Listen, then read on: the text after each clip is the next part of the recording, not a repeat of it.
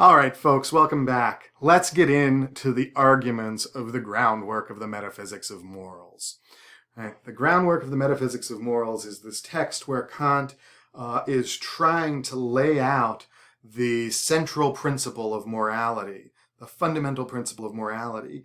And he's going to get to that central principle of morality by beginning with ordinary moral reasoning, giving an analysis of ordinary moral reasoning, deriving the idea that duty is doing one's duty is what gives actions their moral worth, and then he's going to derive from the very idea of duty, or analyze from the very idea of duty, the central moral principle, what he's going to call the categorical imperative. So let's follow this line of reasoning through Kant. We begin with ordinary moral reasoning. We judge acts to be good and to be bad. Right? We make judgments about our own behaviors. We make judgments about the behavior of others. We judge their actions to be good, some of their actions to be good, some of their actions to be bad. And Kant's question is, what's the source of the goodness of an act? What's the ground of this judgment that something is good, that some act is good? He says it could only be something that is good in itself, right?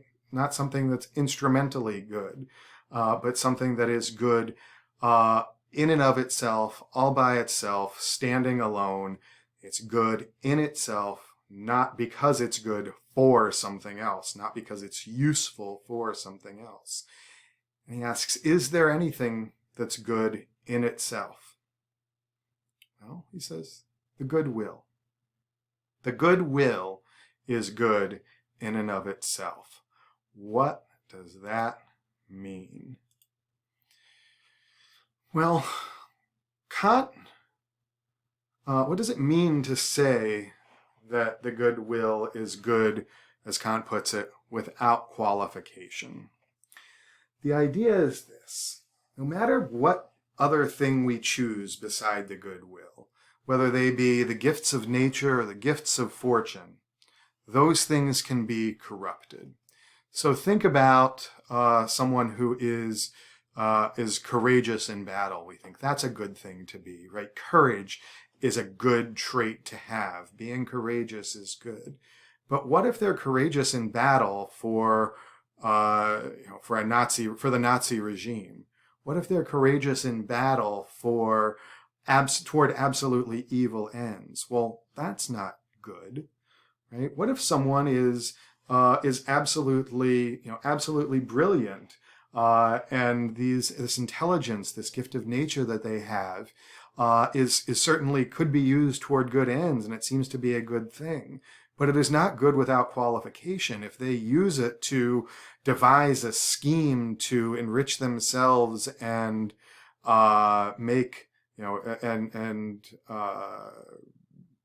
take advantage of great swaths of people, it's not such a good thing, right? It can be corrupted.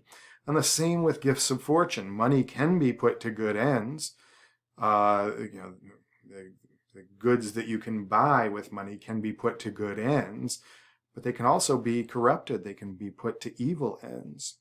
But the good will is not like that. It is not good instrumentally. It's not good merely in terms of what it is useful for. Kant says it is good in itself. Even if it were entirely ineffectual, he thinks, we would still judge it to be good. So think of someone, imagine someone who has a heart of gold, right? They are a good person, but everything that they try to do to help others gets thwarted in some way. It somehow derails, and they end up either making no difference or even sometimes harming someone, or they're just completely ineffective. They're incapable of moving, of doing anything. But we know that they have a heart of gold, that their will is in the right place. Kant thinks that kind of person we would still judge to be good. Right? There's still a good will, even if it's entirely ineffectual. And that can't be corrupted. It's not something that can be used for nefarious purposes by the person whose will it is. It is good in and of itself and without qualification. So we go goodwill hunting. What makes a will a good will? What are we basing that judgment on, that a particular person's will has this quality of being a good will? Well, Kant here turns to the concept of duty to help to clarify the concept of the good will.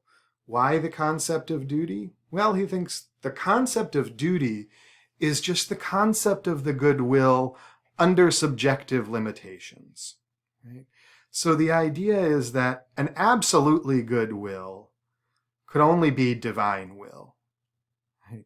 An absolutely good will that always does what is good, always does what is right, always does what is required of it, and is never led astray, faces no subjective limitations. It's not led astray by its passions, by its emotions, by its desires, by its animal instincts.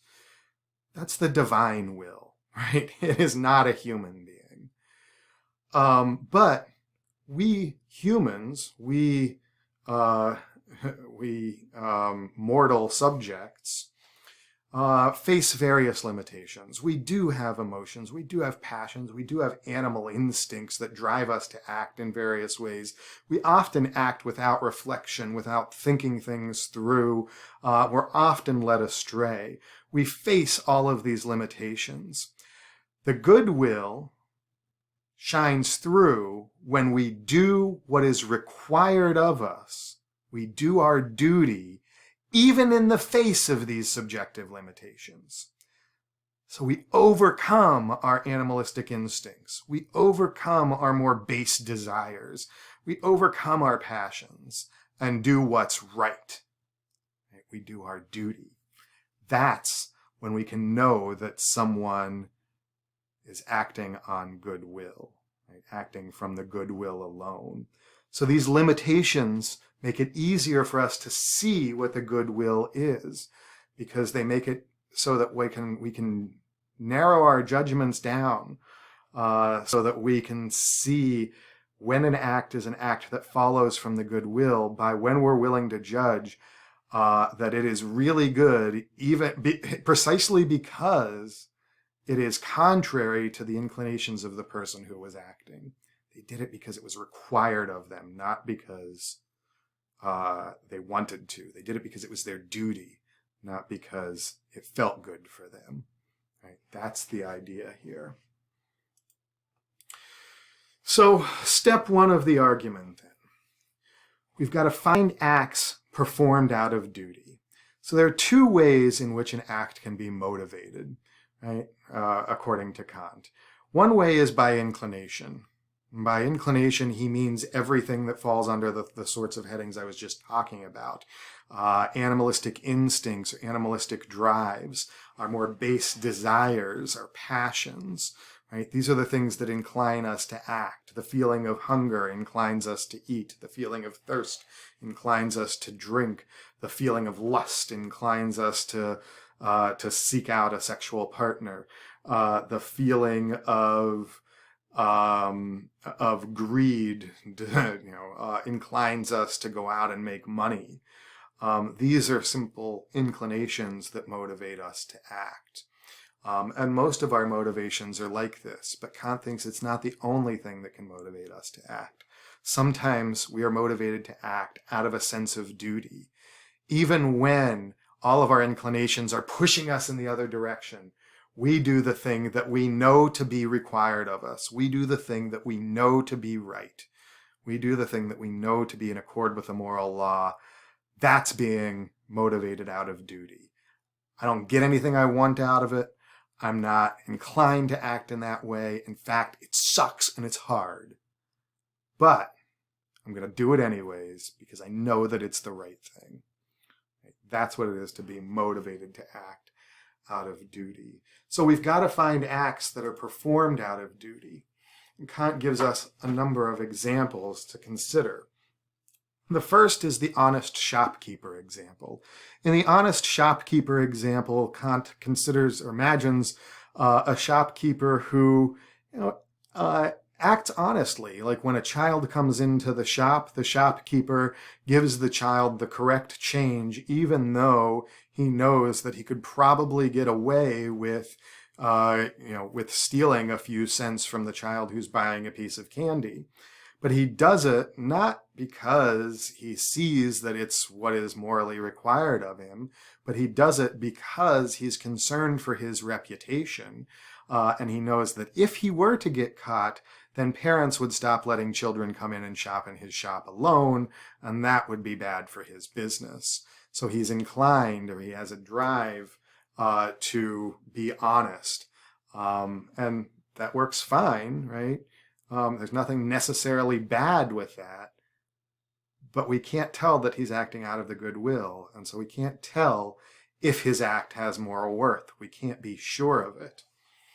The next person that Kant considers is the person who wants to go on living and doesn't commit suicide. Suicide for Kant is a moral abomination. You should not do it. It is a way of using your own humanity as a means to some end, rather than treating it as an end in itself. So the person who wants to go on living, they don't commit suicide because they want to live. And that's good that they want to live. There's nothing wrong with that. But then their choice to not commit suicide is not something that they deserve moral praise for. But then consider the person who wishes for their own death. The person who has fallen on difficult times, who is deeply depressed, who wishes their own death, but they recognize that it would be a moral abomination to kill themselves, and they don't commit suicide. That person, Kant says, deserves moral praise. That person is acting against every inclination they have and doing what is required of them. Next, he asks us to consider the sympathetic, beneficent person.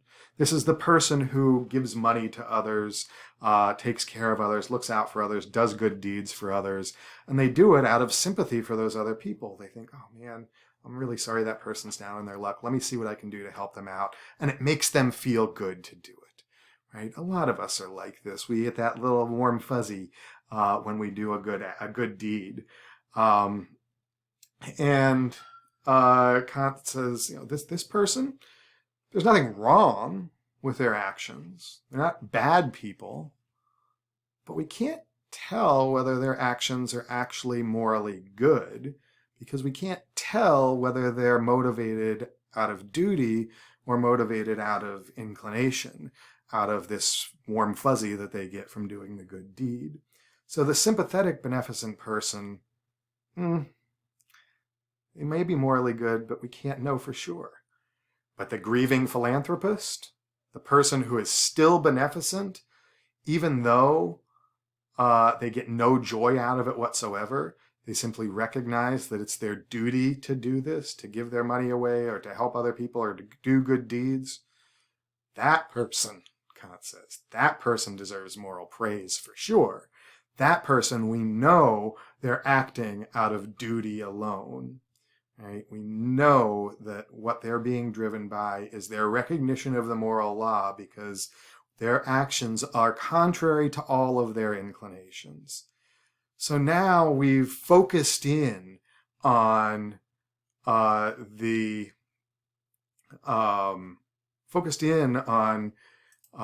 it is to act out of duty, right? We've got now a clear picture of what it is to act out of duty.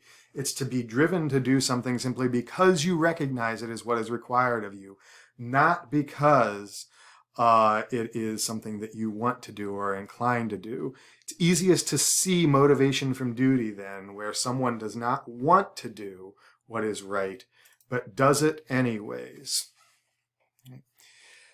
So, one question that we might ask at this point is, are duty and inclination really at odds with each other?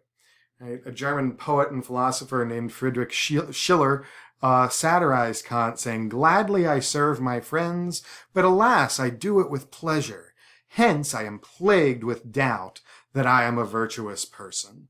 To this the answer is given, Surely your only resource is to try to despise them entirely, and then with aversion do what your duty enjoins. So, is that really what Kant's saying? That the only way to be good, in this case, the only way to be a good friend, a truly virtuous friend, is to despise your friends, to hate them, and then act merely out of duty because you recognize that that's what's required of you in order to be a good friend? Do those things because it's what's required of you in order to be a good friend? In fact, that seems like a complete perversion, right? That's not what we want. We don't want friends who act kindly toward us because they think it's their duty to do so. We want them to do it because they love us. Right? That's how we want them to act kindly toward us. So this seems like a complete perversion. But alas, it's not what Kant means. Right? Kant isn't saying that acts are only morally good if they're done against inclination. He's simply answering an epistemological problem that he faces here. He says we can't know for sure when an act is done out of inclination, whether it's good or bad. But we can know for sure when an act accords with duty and is done against every inclination, that it is motivated by one's recognition that it is their duty. Right? So we can know for sure that those are morally good acts. So it's this epistemological question that Kant is wrestling with here. He doesn't mean that being kind because it feels good to you is bad. He means that we can't know for sure whether you deserve moral praise for being kind when it feels good to you. All right, I'm going to cut this lecture off here, and I'll pick up with step 2 of the argument in the next lecture.